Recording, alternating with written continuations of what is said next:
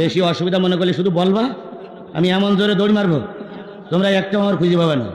আমার আগের তো দৌড় মারা অভ্যেস আছে আমার ভাই, বিশ্বাস করেন আমার দৌড় মারা অভ্যেস আছে ভাই। বগুড়ায় মাহফিল আছে, দাওয়াত করে নিয়ে গেছে বিএনপি আর জামাতের লোকেরা, এরা দুইজন তখন ভাই ভাই ছিল। দাওয়াত করে নিয়ে গেছে, তখন দাওয়াত করে নিয়ে বলতো এখন আলোচনা করবে সাতক্ষীরার বাঘ। আমি মারবার মনে করতো আমি হলাম মানুষ, বাঘ হলাম কি কিছু। তারপরে ওরা বলতো সাতক্ষীরার বাঘ। তো এক আলোচনা চলছে বগুড়ায়, আলোচনা করতে করতে 10টায় উঠেছি, 12টায় শেষ করবো। 12টা যখন বাজে তখন পিছন দিক তাকাই দেখি কমিটির লোক একটাও নেই, সব চলে গেছে ভাই। আছে শুধু পুলিশ, সবগুলো পুলিশ, একটাও কমিটির লোক নেই, বিএনপিও নেই, জামাতও নেই, শিবিরও নেই, ছাত্র দলও নেই। তাই মাইকালা ডেকে বললাম খবর কি? ভাই হুজুর পুলিশ এসেছে বলে ওরা সব চলে গেছে, আমিও চলে যেতাম, তা মাইকটা তুই যাইতে পারতিস না। তো এখন আপনি একটু যেভাবে পারেন করেন, আমি আসি হুজুর, আমি এখনো। তো আমি চিন্তা করলাম আল্লাহ পুলিশ তো আজকে আমার ধরবেই, কোরআন শরীফ সামনে, আমি কোরআন শরীফের বা হাত দিয়েই বলতেছি আজকে আমার পুলিশ ধরবেই। এমন সময় একটা ছোট্ট কাগজ আসলো, কাগজে লেখা হুজুর মঞ্চে থানার ওসি, দারোগা, পুলিশের 17 জন কনস্টেবল নিয়ে এসে সব ওপরে বসে আছে। ডাইনে বামে আওয়ামী লীগ, ছাত্রলীগ, যুবলীগ, পেশাব লীগ, পাইখানা লীগ সব হাজির। আপনারা আজকে মনে হয় বাঁচানো যাবে না, তো আপনি মোনাজাত করিয়ে যেভাবে পারেন আসবেন, আমরা দূরে আছি, আমরা নিকটে যাতে পারছি না, নিকটে গেলেই গ্রেপ্তার। তো আমি ঘড়িতে দেখি তখন আর 15 মিনিট বাকি আছে। তো আমি চিন্তা করলাম আল্লাহ এই ওয়াজ আমার জীবনের শেষ ওয়াজ, এরপর আজ ওয়াজ আমার জীবনে হবে না, তবে এই 15 মিনিট এমন ফাটাফাটি ওয়াজ করব যে এই ওয়াজ যতদিন বাংলাদেশ থাকবে ততদিন মানুষ বাজাবে। এখন এইবার ওয়াজ শুরু করলাম রে ভাই, ভাষা যা ছিল তাই দিয়ে শেখ হাসিনার জ্যান্ত পুঁতিও মেরিয়ে পোতা কত রকম ওয়াজ যে করলাম। করার পরে আর 5 মিনিট বাকি আছে, সেই সময় আরেকটা চিঠি আসলো, চিঠিতে লেখা আছে হুজুর আমরা গোটা বগুড়ার সমস্ত জামাত এবং বিএনপির, শিবিরের এবং ছাত্র দলের লোক সব হাজির, হাতে লাঠি নিছি, আর পিছনে দ্বিতীয় বক্তা আছে, আপনি মোনাজাত শুরু করে দ্বিতীয় বক্তা দিয়ে আসবেন, যেভাবে হোক আপনার বের করে নিয়ে যাবো আমরা। তাহলে একটু মনে একটু বল হয়েছে না ভাই, যে ওরা একটা সিদ্ধান্ত নিয়েছে। এবার আমি পিছন দিক তাকাই দেখি চেয়ারে দ্বিতীয় বক্তা বসে আছে। তা আমি চিন্তা করলাম একটু বুদ্ধি অবলম্বন করতে হবে, কৌশল অবলম্বন করতে হবে, উদুইলা সাবিলি রব্বি কাবিল হিকমা, একটু হিকমত অবলম্বন করতে হবে। ডাইন সাইডে ওসি, হাত ধরিয়ে বলতেছি ভাই ভালো আছেন? ওসি বলতে ভালো, কোরআন শরীফ এই বলতেছে ভালো। ভাই আপনার বাড়ি কোথায়? ভাই দুপসাসিয়া, ওই বগুড়া জেলার একটা থানার নাম হইল দুপসাসিয়া। দুপসাসিয়া। ভাই আপনার মা বাবা আছে? মা নেই, বাপ আছে।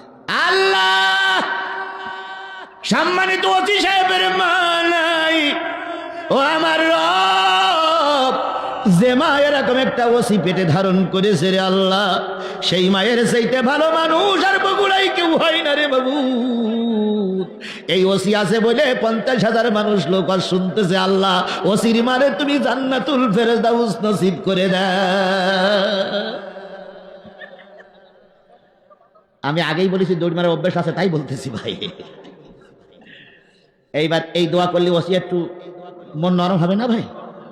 এমন কোন সন্তান আছে যে মার জন্য দোয়া করলে আমিন বলবেন? এমন কোন সন্তান আছে? ওসি স্পষ্ট ভাষায় বলতে আমিন। তো ওসি ছেড়ে দিলাম, দেওয়ার পরে বাম পাশে দারোগা ভাই, ওনার নাম রাকিব। রাকিব ভাই বাড়ি কোথায়? হুজুর নাটোর। বাপ মা আছে? হুজুর মাও নাই, বাপও নাই। আল্লাহ, রাকিব দারোগা ভাই মাও নাই, বাপও নাই। আল্লাহ রাকিবের বাপ মানে তুমি 7টা আসমানের জমিনের, আসমান জমিনের ভিতরে 7টা জান্নাতের মালিক বানাইয়া দাও। জান্নাতের উপরেও যদি কোনো ভালো জায়গা থাকে, রাকিবের মার বাপের জন্য সেই জায়গাটা বাজেট করো আল্লাহ। রাকিব বলতে আমিন।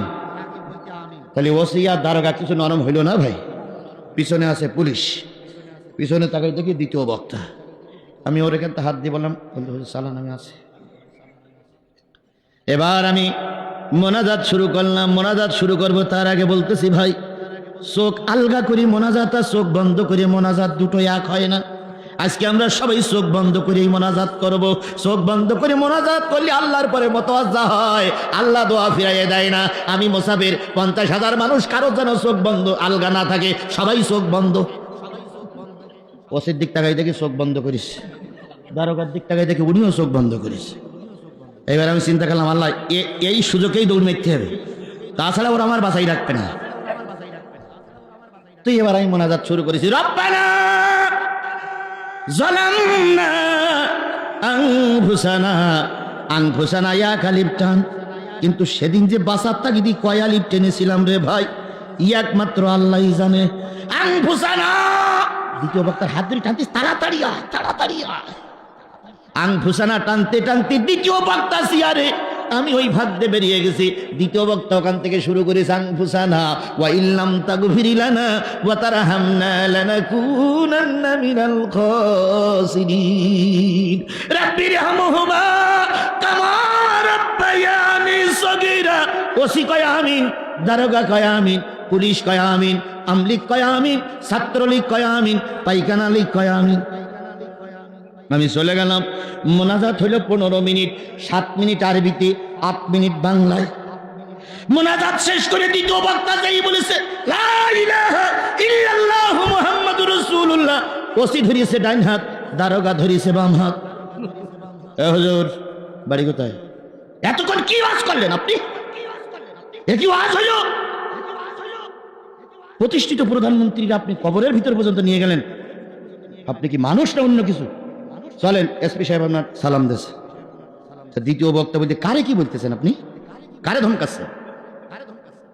তো বলতে, আপনার ওয়াজ করতে নিয়ে এসে কোরআন হাদিসের কথা বলবেন, এসব কথা বলার কি দরকার? ভাই সে কি আমি নাই, সে তো সাতক্ষীরার হুজুর। তো বলতে, আপনি কোন জায়গার? বলতে, আমি তো এই বগুড়ার। বলতে, আপনি প্রধান বক্তা না? কয় না, সন্ধ্যাকে দিন এদের কাছে আমি প্রধান বক্তা কিনা। তো ওসি সাহেব জিজ্ঞেস করতে আমলিগের লোকের কাছে, ইনি কোন লোক? তো বলছে, স্যার উনি দ্বিতীয় বক্তা। প্রধান বক্তা কই? ভাই স্যার রব্বানা যালামনা আনফুসানা বলে ওই আপনার পায়ে দিয়ে চলে গেল। স্যার চলে গিয়ে ওই পিছনে ছেলেরা ছিল, সে ঘাড়ে কোন কোন গাড়িতে তুলে গেছে স্যার, সে এতক্ষণ বাড়ির দিক চলে গেছে। তখন বিশ্বাস করুন, আমার জীবনের কথা বলছি। ওসি সাহেব এবার মঞ্চে দাঁড়িয়ে ফোন ধরে বলতেছে, এসপি সাহেবের ফোন দিয়ে বলছে, স্যার সমস্ত উত্তরবঙ্গের পুলিশ সব যদি পাঠান স্যার, এলাকা ধরা যাবে না। তো বলতেছে কেন? কয় স্যারে মানুষ নাই, এ জেন স্যার। তো এসপি বলতে, মানুষ আবার জেন হয় কি করে? কয় স্যার নিজের চোখে দেখলাম, মোনাজাত শুরু করলো। মোনাজাত শেষ করে দেখি চেয়ার আছে, মাইক আছে, সব আছে, যে হুজুর নাই আর এক হুজুর। তাহলে কি মানুষ স্যার? সেইখান থেকে উত্তরবঙ্গে আমার আর একটা নাম আছে, আজিজুল ইসলাম জিহাদি ওরফে জেন হুজুর। তাহলে সেই দিন, আজকে তো আপনাদের এই ঘুম ভাঙানোর জন্য কথাটা বললাম, বলুন তো সেই দিনটা আমার জন্য কত কষ্টের ছিল? বলেন বলেন বলেন, সেই দিনটা আমার জন্য কত কষ্টের ছিল? সেই কষ্টের মোকাবেলা করে, ওই দেশ বিরোধীদের মোকাবেলা করে ময়দানে টিকে আছি। আর এখন তো প্রশ্নই ওঠে না, কারণ সব আমার লোক, যেদিক তাকাই সেদিক আমার লোক, যেদিক তাকাই সেদিক আমার লোক।